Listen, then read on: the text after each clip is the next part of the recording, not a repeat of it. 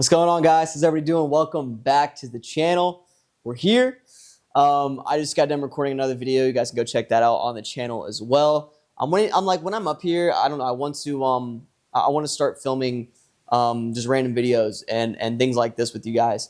So whatever you guys want to see in particular, let me know down in the comment section down below. But today, I want to talk a little bit about my acting journey and what I've gone through in the past couple months.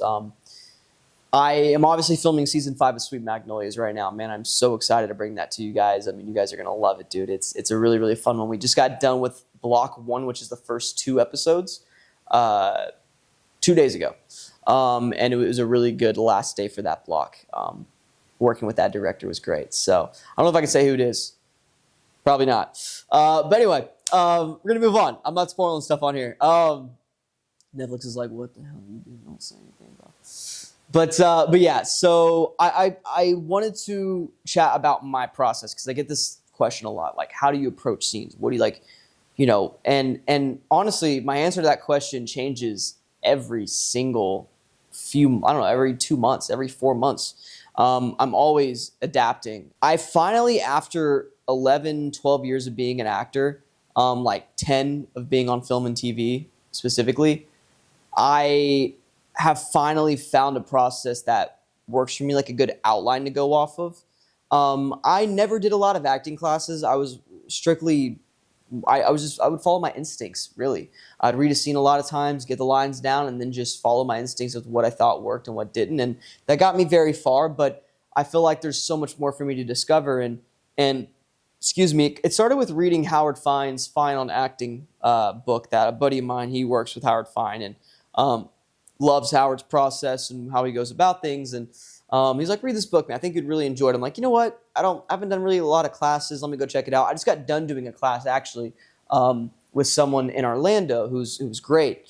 And I did like a little month, 4-week class with him, and it was phenomenal. Worked on Prodigal Son actually, which was a lot of fun working on that play. But I was like, I think that was probably actually the big tipping point for me. I was like, oh, there's a lot more to this than I thought. He has like, I think Russ is his name. He has like an 8-step process, and I think it's 8 if I'm not mistaken. It might be more. But I basically took some steps from him and applied it to my own stuff, and we're gonna get into that in a minute. But he has his own process, and I was like, wow, he gets really in depth on these things. And then my buddy gave me that book for Howard Fine. I was like, you need to read this. I read it, and Howard Fine I think has 8. I think he's the one that has 8 steps. And so, I was like, whoa, Russ did it this way. Howard's doing it this way. And Howard Fine always talked about someone named Hagen. And I was like, Hagen, okay. He's like, he's like, you need to read The Challenge for the Actor. And Respect for Acting, which was our first book. And I'm like, Challenge for the Actor, I'm going to get that book.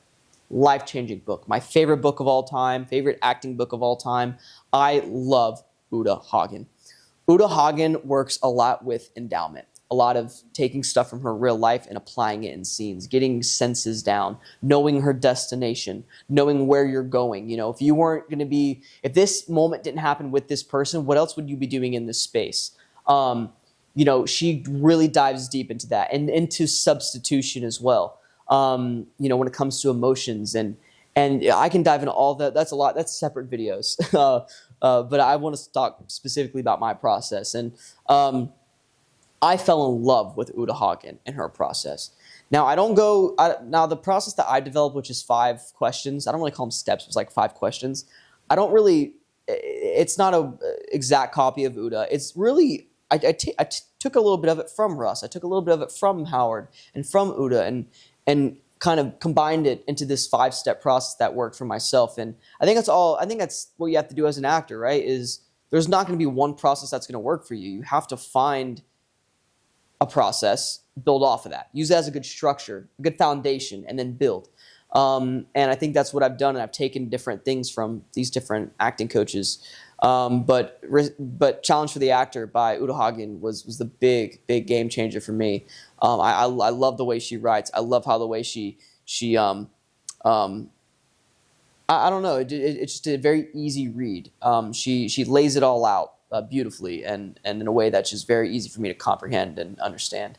And so I read that book last year, right after we got done doing season 4, and I was like, whoa, this is crazy. And then I started trying different techniques in my acting auditions I was doing, my self-tapes, and I finally found a process that worked for me, using Uda, using Howard, using Russ, and I want to kind of talk about that a little bit today. Back then, like I said, I was very instinctual. I would pick up the scene, I'd read a couple times, say, all right, cool, let me dive into the lines. That's literally how I would do it, which is not the way you want to do it, but that's exactly how I would go about things. And I would always get in my head, and I was like, what the hell? Why am I always in my head? Then I read A Challenge for the Actor. And I realized that I didn't know what I was doing there.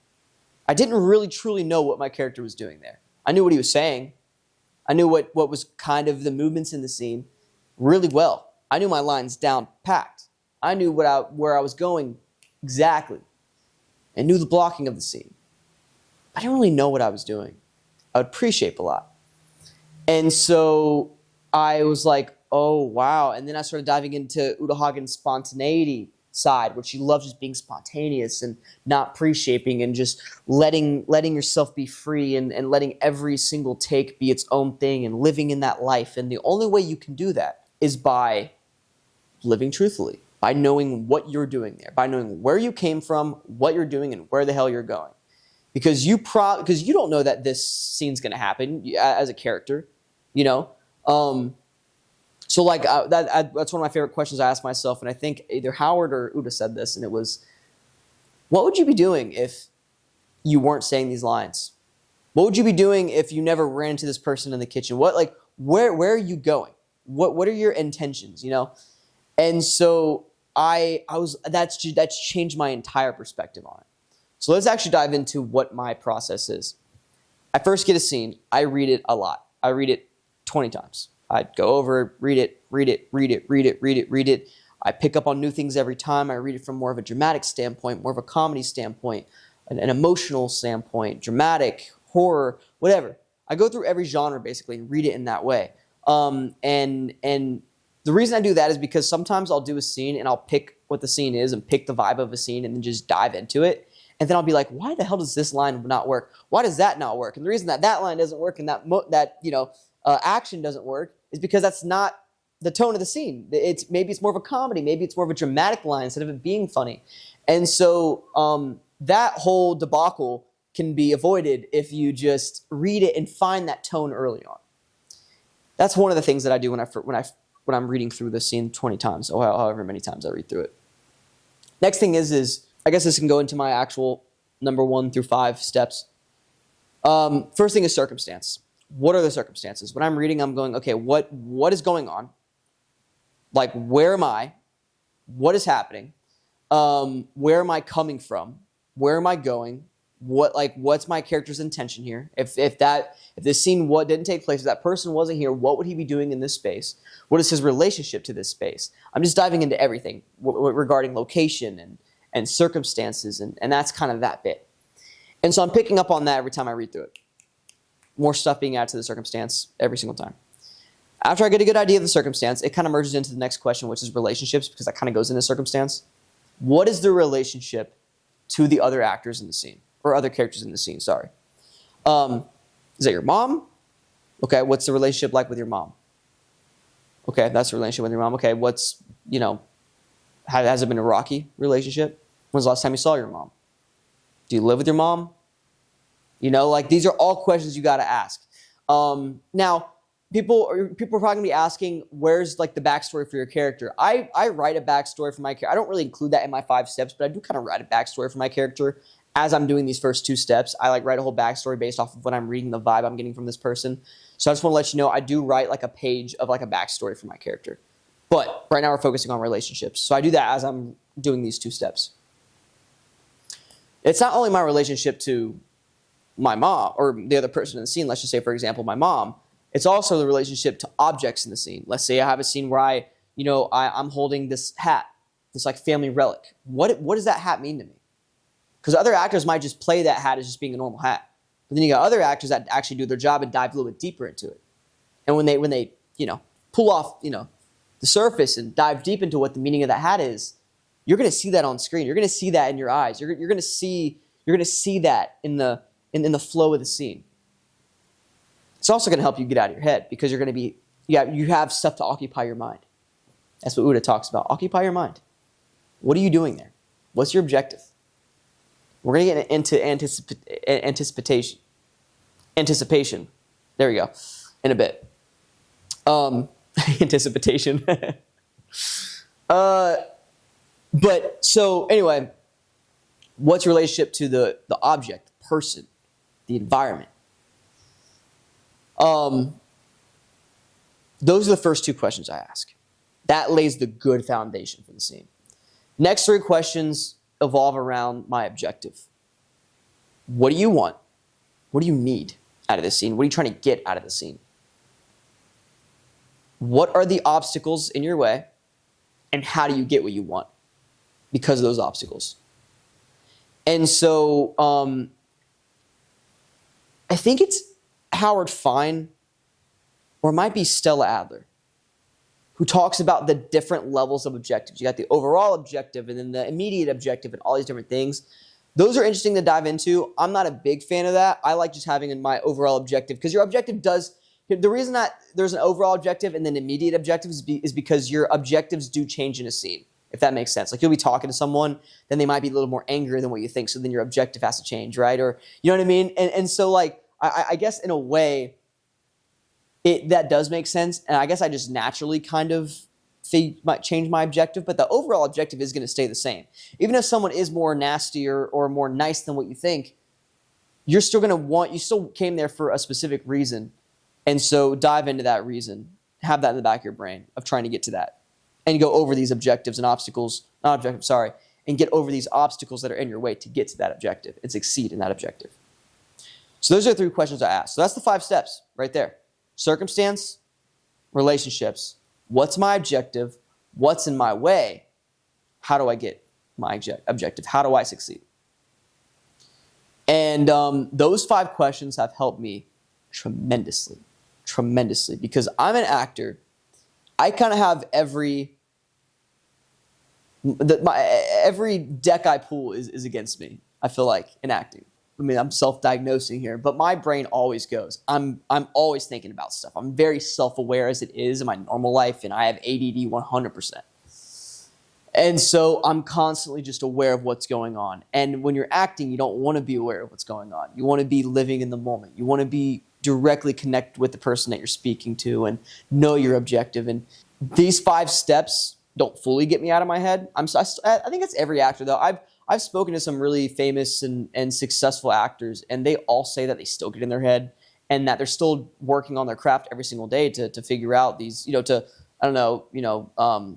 smooth out these kinks and to figure out what they can do to get out of their head even more and improve every day, because you could always improve as an actor. But it's about finding the process that gives you most out of your head and most in the present, in the now, Inside joke for a friend of mine. She's never going to watch this, but this 5-step process helps me with that. I feel like also one thing that's really helped me with getting out of my head is anticipation. If you're in a scene where there's a shock factor and you do that scene 10 times and then 15 times and then maybe even 20 times because of the wide angle, the close-ups, especially if you're doing cross coverage if you're not doing cross coverage and it's just one person at a time, which we do a lot in Sweet Magnolias, you're doing the scene a lot. You're doing a lot of reps. And if it's a big shock scene, then after 10 takes, you're gonna start to know what's coming. Your brain's gonna start like, oh, this person's gonna say that thing and I gotta react this way. And so a big thing for me is anticipation. What is your character expecting? What is he expecting? What is he or she expecting? And I like to come up with new stuff almost every time so it's fresh. And I like to go in with, think about it. When we go and get our order from Starbucks or we go to Chipotle, what I love, you go up thinking, okay, I'm anticipating that I'm going to walk up and it's going to be a smooth operation. But maybe you stutter in the middle of it. Maybe the guy, drops the burrito on the ground. And if you're doing that in a scene over and over, you're going to know he's going to drop the burrito on the ground. And so you got to come up with something new every time because we have anticipation for everything in life. We think everything's going to go smoothly or we think everything's going to go bad, but we have a certain way of thinking this is how it's going to go. We don't realize it, but subconsciously we do. And so knowing what's to anticipate at that moment has really, really helped me out. Even in the middle of a scene, that's not like a big shock. It's like I like having that in my brain because it gives me something to think about instead of thinking about my lines. It gives me something to think about and be engaged without thinking about, oh, there's a camera right here, I'm filming for a Netflix show. Because that happens. It happens to me all the time in the middle of a scene. And I'm still trying to navigate what works for me. I'm 20 turning 21 years old in July. It's a month from now. I'm young. I'm very early on in my craft and the development of my craft. I haven't even really been taking it like, I've obviously been always taking acting seriously, but I mean the craft side of things on developing what works for me. Haven't even been doing it for a year now. So I'm still very early on. I'm still a baby. I'm a newborn when it comes to this, man. Actually, it's June. Never mind. It's been almost a year. I'm still very early on in this. I'm still trying to figure out what works for me and what doesn't work. Even with Sweet Magnolias, I'm going from scene to scene, trying different things out. And I'm going, ooh, that works. That doesn't work. And it's a lot of fun. I'm having a really, really good time with it. I'm just gonna bring you guys along from this journey, and I'll do an updated video like this every 6 months to a year, and just let you guys know where I'm at with my process, because I'm having an absolute blast with it. And for everyone out there, that's what I would start doing. If I were you, I would do what I did. Read books, specifically Fine on Acting, Challenge for the Actor. I also like Stella Adler's art. I think it was Art of the Craft, or Art of the Craft, if I'm not mistaken. Those three were great. Practical Handbook for the Actor is a very different take on acting, but I think it's great to get these different interpretations, because Stella Adler also is very different from Hagen, and I think that's really fun. Those are very different, fun books to read, because you're like, ooh, she says this, but she says this, which is condescending. So it's like, and it shows that like there's not a right or wrong answer, just what works for you. I think the scariest part of this whole process for me has been when you go from being heavy on the lines and just instincts and kind of pre-shaping, which is what I used to do as an actor, to living more spontaneously. It's terrifying, because you are, and I'm still trying to get over that, because there's more anxiety that I get from it when I'm acting now, because when you live in the spontaneity of it all and of life itself, you're gonna mess up your lines. It's bound to happen. If you're not forgetting your lines, you're usually pre-shaping, which is what I used to do. Because I was like, ooh, mess up. I don't want to mess up my lines in front of people. That's embarrassing. That was always my thought. But I've learned that don't pre-shape. You have to be scared. In your everyday life, do we know what we're about to say? I don't know what I'm about to say next. I've been sitting here. I've had to edit a little bit, but it's been all I didn't write a script for this video. I'm not like, I know it's probably annoying for some of you guys because I'm sitting here in silence sometimes and trying to think of my thoughts, but like, I don't like pre-shaping. I don't like having a script. I like just having fun with it and being spontaneous with it, because I feel like that's where you get that's where the most life, the most truth, and that realness, that thing that engages us in a movie, that thing that engages us in life, in everyday life. It is that spontaneity. It's that fear of the spontaneity that I think is what makes life interesting. It makes certain people interesting that are very spontaneous, because like, oh, what are they going to do next? So I think that's been something that I've been really trying to work on, is being okay with messing up, being okay with weirdly throwing away my entire process, because you have to just live in the moment and trust that in the back of your brain, what you've been working on is going to come out. There's this thing right here that I have. It's, I think, backwards for you guys, but it's a wristband I wear. It says trust the process. And this is probably going to be my first ever tattoo. It means a lot to me in a lot of different ways. A lot of personal stuff. But for acting, it's meant a lot to me too. Trust the process. Trust that my preparation is going to shine. That even though I'm living in the spontaneity and it's scary for forgetting and just living in that moment, it's terrifying. I think every actor can agree. It's fun, right? But it's scary. That fear's there. Even though it's scary, that's where the most life lives. And I've found this season working on Sweet Magnolias that's so true. I've had the most fun within scenes this season. Because I'm not scared to mess up anymore. I still am to a point, but not as much as I used to be. because I know that I'm living spontaneously, and I know I'm doing that for a reason, and it gives me that freedom. And I think that's what every actor is trying to chase, and that's why I wanted. Sorry, that's why that was probably loud in your ear. That's why I wanted to make this video and tell you guys my 5-step process and my journey, because I feel like this is what's helped me find that. And I'm still trying to learn to live with a little bit more of that fear. I really am. I think that that spontaneity, which Uda says a lot, and Howard talks about a lot, is the key to getting out of your head. And it sucks because you gotta dip a toe into fear. You gotta kind of get into that scary zone that you're taught to get out of, that we're taught is dangerous. But that's where the most life is. But that is going to be it for the video for today. I feel like I could have expanded on a few of these things. And if there's a few topics in here that you guys want me to extend on or expand on, let me know. I would love to. I love doing these videos. I want to start posting on here more. So you guys let me know if there's anything different you want me to do other than this for videos. Let me know, man. I'm down for video ideas. I'm always down for it. Also, another thing. Oh, all those books that I mentioned will be in the description down below, by the way. Go check those out. You can buy them. I recommend the top 2 are Challenge for the Actor by Uda Hagen and Fine on Acting by Howard Fine. But I'll put the Stella Adler book, Art of the Craft, I think, and then Practical Handbook for the Actor I'll put down there too. But really, Uda Hagen and Howard Fine are the ones that I really recommend. But I'm also going to start doing 5-minute skits. Some are going to be comedy. Some are going to be horror. Some are going to be dramatic dramas. And they're going to be 5 minutes long, so they might be like 1 to 2 scenes. You guys let me know what ideas. If you guys have any ideas you want us to create, and we'll write scripts for. If there's any funny things you got or like scary things you guys want us to do, let us know. I want to start making these videos. They might not happen until I get back home because all my buddies are obviously back home that I want to make it the thing with. But I really want to make these. You guys let me know any cool video ideas, and we'll be getting them out on this channel. But I love you guys, man. Thank you so much for watching this video. Like I said, any other video ideas, let me know. Like, subscribe, comment down below what you want to see next. See you next time, baby.